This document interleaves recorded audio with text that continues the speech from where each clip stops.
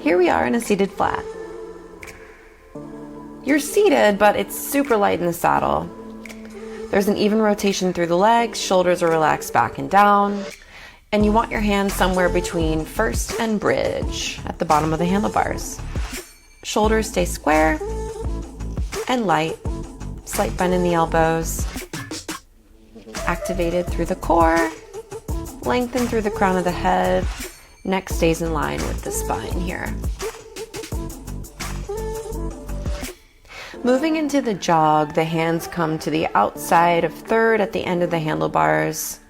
Thumbs are up, and you're floating over the seat. Knees stay stacked over the heels. Heels are down, shoulders back. And this is like a moving plank. So you're strong through that entire torso. The arms are activated. Floating with that rotation of the legs. It's a roundness to it.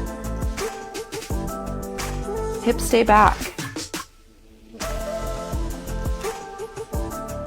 When we start to do that strength work and we add resistance to the wheel and we start pushing into our power, it's a climb.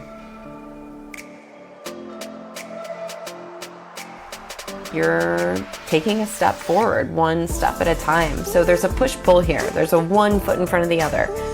Right, left, being mindful not to shift the weight too heavy onto the hands. Hips stay back.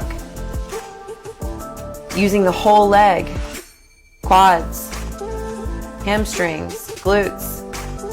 If it gets heavy, bring the hands to first, reset, come back out to third.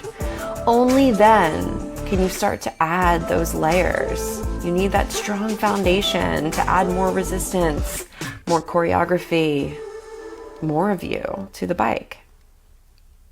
That's pretty much it.